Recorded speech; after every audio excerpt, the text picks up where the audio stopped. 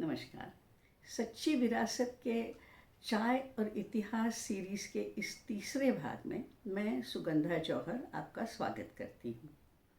इस सीरीज़ के पहले भाग में हमने चाय दुनिया में कैसे फैली ये जाना और दूसरे भाग में चाय का अफ्रीकन लोगों के गुलामी से क्या रिश्ता था ये देखा। दोनों भागों के लिंक मैंने नीचे डिस्क्रिप्शन बॉक्स में दी हैं। आज के तीसरे भाग में हम चाय और अफीम के रिश्ते के बारे में जानेंगे। इस रिश्ते का चीनी समाज, चीन देश और हमारे अफीम उगाने वाले किसानों पर क्या रहा, इसे देखेंगे। इसलिए वीडियो प्लीज़ आखिर तक ज़रूर देखिएगा। और हाँ, एक रिक्वेस्ट, प्लीज़ वीडियो पसंद आया हो तो उसे लाइक और सब्सक्राइब करना न भूलें। अफीम और चाय का रिश्ता ये सुनकर अजीब लगता है ना, पर ये सच है। चाय और अफीम का 18वीं सदी से 20वीं सदी के अंत तक अंग्रेज़ों के कारण बड़ा गहरा रिश्ता था। क्या था कि 17वीं सदी में ईस्ट इंडिया कंपनी अपना ऊन जैसे माल एशिया में बेचकर उस मुनाफे से यहाँ का माल खरीद उसे वापस मुनाफे में इंग्लैंड में बेचने आई थी। पर जब यहाँ के एशिया के सारे ग्राहकों ने उनका माल नकारा तो उन्हें मजबूरन इंग्लैंड में बढ़ती मात्रा में जिन चीज़ों की मांग हो रही थी, जैसे मसाले, कपड़े और चीन की चाय, ये खरीदने के लिए हर साल इंग्लैंड से चांदी लानी पड़ती थी। 18वीं सदी के आखिर तक हर साल अपनी चांदी यहाँ ले आकर ईस्ट इंडिया कंपनी और उसकी जो मालिक थी अंग्रेज़ सरकार, दोनों की तिजोरी खाली हो गई थी। इसलिए वो यही का माल दूसरी जगह बेच चांदी कमाने की फिराक में थे। तभी 1766 में 1766 में कर्नल वॉटसन नाम के उनके एक अधिकारी का ध्यान पटना मंडी से चीन स्मगल होने वाले अफीम की तरफ गया, तो उसने भी अपनी कंपनी को वैसे ही स्मगलिंग करने की सलाह दी, जो कंपनी ने तुरंत मान ली। और 1767 में पहली बार ईस्ट इंडिया कंपनी ने 200 पेटी अफीम चीन भेजी, जो उन्होंने काफ़ी मुनाफे में बेची। अफीम बेचने का मुनाफा देख ईस्ट इंडिया कंपनी ने बड़े पैमाने पर अफीम चीन में हर साल स्मगलिंग करने की ठानी और उसके लिए ज़रूरी जो बहुत मात्रा में अफीम थी उसे पाने के लिए उसने बंगाल सूबे में, जो तब तक जिस पर उनका तब तक राज हो चुका था, एक कानून बना दिया। इस कानून के तहत अफीम लगाने के लिए किसानों को सरकार से लाइसेंस लेनी पड़ती थी और उसे अपनी फसल केवल सरकारी एजेंटों को ही सरकार के मनमाने दाम पर बेचनी पड़ती थी। ये अफीम का कानून 1947 में इंडिया स्वतंत्र होने तक जारी रहा। इस तरह अफीम सरकारी कीमत पर बेचने से हमारे किसानों पर क्या असर रहा, ये हम आगे देखेंगे। अभी देखते हैं इस अफीम की स्मगलिंग का चीन पर क्या असर रहा। कंपनी अफीम की स्मगलिंग चीन में करना तो चाहती थी, पर खुद स्मगलिंग करके अपने हाथ गंदे भी नहीं करना चाहती थी। तो उसने क्या किया कि उसने व्यापारियों को ये काम सौंपा, इस शर्त पे कि वो कि जो चांदी होगी अफीम बेच के वो कंपनी के कैंटन ऑफिस में जमा करेंगे, जिसके बदले पैसे उन्हें कंपनी कलकत्ते में देगी। तो ये कैंटन ऑफिस में जमा चांदी कंपनी चाय खरीदने में इस्तेमाल करती थी और चीनी अफसरों को स्मगलिंग और उसके अफीम के व्यापार को अनदेखा करने के लिए तगड़ी रिश्वत भी देती रहती।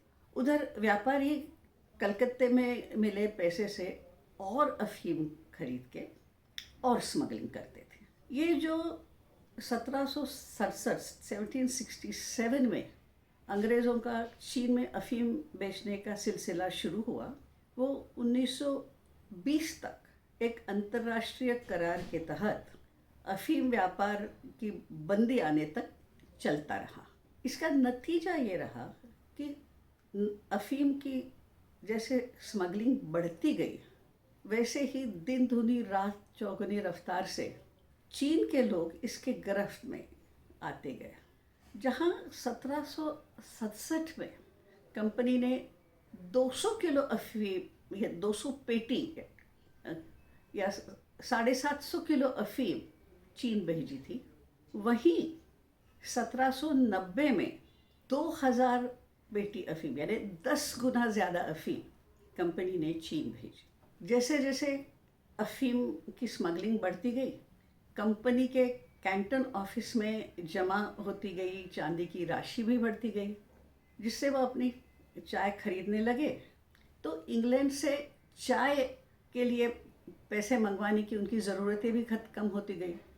जहाँ 1750 में ये स्मगलिंग शुरू होने के पहले कंपनी को 50 जहाज भरकर 1,37,000 पाउंड चांदी चीन भेजनी पड़ी थी। वहीं 1804 में 1751 से कहीं ज़्यादा चाय खरीद कर भी कंपनी को इंग्लैंड से कोई चांदी मंगवानी नहीं पड़ी। सारा चाय का पैसा अफीम स्मगलिंग से मिले पैसे से चुकता हुआ। उसके 6 साल बाद यानी 1810 से तो हालत ये हुई कि चांदी मंगवाने के बजाय कंपनी जहाज़ों में भरकर चांदी वापस इंग्लैंड भेजने लगी। और ये चांदी वापस भेजने का सिलसिला 1947 तक जारी रहा। पर इतनी चांदी बाहर भेजने का चीन पर क्या असर हुआ, ये भी आगे देखते हैं। अफीम का व्यापार बढ़ा तो अफीम की लत और नशा बढ़ता गया। अफीम इंसान को काम के लायक नहीं छोड़ती। इस कारण चीन की कृषि पैदावार और बाकी पैदावार घटती गई। पैदावार नहीं तो कीमतें बढ़ी, कमाने वाला नशे में धुत, खाना क्या मिलेगा, भूखमरी बढ़ी, परिवार बिखर गए, बच्चे यतीम हो गए, सारा समाज तितर बितर हो गया। जो चीन 18वीं सदी में दुनिया का सबसे अमीर देश था, वो 20वीं सदी आते आते इस अफीम की स्मगलिंग के कारण दुनिया के सबसे गरीब देशों में जा पहुंचा था। सब क्यों? अंग्रेज़ों को चाय बगैर पैसे की चाहिए थी, इसलिए चीन का सारा पैसा इंग्लैंड जाता रहा। तो चीनी सरकार के पास कामकाज के लिए पुलिस वगैरह को पैसे देने के लिए पैसे नहीं थे तो ये लोग जनता को लूटने लगे। जनता पहले ही भूखी दुखी परेशान कम्युनिस्ट पार्टी को जा मिले और इस कम्युनिस्ट पार्टी ने परिस्थिति बदलने के लिए चीनी सरकार से 22 साल तक का आंतरिक युद्ध किया और 1947 में तख्ता पलट होने तक लड़ती रही। इस 22 साल के युद्ध में करोड़ों चीनी अपने जान माल से धो बैठे और कई लोग, लाख लोग चीनियों को अपना देश छोड़कर भागना पड़ा। चीनी समाज की उस वक्त की क्या परिस्थिति थी, इसका बड़ा दिल दहलाने देने वाला वर्णन हमें पर्ल बक, जिन्हें नोबेल प्राइज से नवाजा गया था, उनके गुड अर्थ जैसे नॉवेलों में मिलता है, या फिर जंग चांग नाम की चीनी लेखिका की अपनी परिवार की जीवनी के 3 पीढ़ियों की जीवनी के बारे में लिखी वाइल्ड स्वॉन्स किताब में मिलते हैं। आखिरकार चीनी समाज की ये अफीम की लत 1950 के बाद छूटी। वो भी कैसे? तो कम्युनिस्ट पार्टी सरकार ने जब बेतहाशा सख्त कदम उठाए तब अंग्रेज़ों की चाय के लिए अफीम स्मगलिंग से चीन देश और उसके लोगों की क्या हालत हुई, ये देखने के बाद अब चलिए देखते हैं उस अफीम को पैदा करने वाले हमारे किसानों का क्या हाल रहा। अंग्रेज़ों को आने के पहले गंगा पठार के किसान अपने ज़मीन के एक हिस्से पर अफीम उगाते थे, जिसके बीज वगैरह के लिए वो अफीम के व्यापारियों से कर्जा लेते थे, जिसे फसल के बाद चुकाया जाता था। अब चूंकि अंग्रेज़ों से उन्हें 1767 के बाद लाइसेंस लेना था, तो सरकार ही उन्हें बीजों के लिए कर्जा देने लगी और फसल के बाद उसे फसल के खरीद कर उसके पैसे देती थी। पर फ़र्क ये था कि व्यापारी बाजार भाव से पैसा देते थे और सरकार अपने मन मानी था, जो किसानों की लागत से कम थे। पहले किसान अपना कर्जा चुकाकर भी अपने ज़रूरत के सामान के लिए बचा पैसा इस्तेमाल करता था। और जो कि अफ़ीम ज़मीन के एक छोटे हिस्से पे थी, बाकी हिस्से में अपने ज़रूरत का सामान खान पीन का उगाता था। अब अंग्रेज़ों की आमदनी में क्या हुआ कि पैसा कम आ रहा था तो सरकारी एजेंट कहते थे और ज़मीन में अफ़ीम उगाओ ताकि अगले साल पूरा करो। ये कभी पूरा नहीं हुआ और धीरे धीरे किसानों को इतनी ज़्यादा ज़मीनों पर अफ़ीम लगानी पड़ी कि उन्हें खाने पीने की चीज़ें उगाने के लिए पैसा नहीं बचा, ज़मीन नहीं बची। जब ज़मीन ही नहीं बची तो खाएंगे क्या? चीज़ें कम उगने लगी तो भूख आम हो गई। साथ में 19वीं सदी के लगातार आने वाले अकाल और नमक टैक्स जैसा घिनौना टैक्स के कारण किसानों के शरीर कमज़ोर हो चुके थे। वो जो कड़ी मेहनत लगती है अफ़ीम की खेती के लिए वो कर नहीं पाए। ज़मीन सरकार ने उनसे छीन ली और कोई रास्ता नहीं बचा तो लाखों किसान अपने देश से दूर बंधुआ मजदूर बन दुनिया भर में फैल गए। ये तो हुई किसानों की बात। एक ही फसल उगा कर वो सारी अफ़ीम के नीचे की ज़मीनों की उपजाऊ क्षमता भी कम हो गई।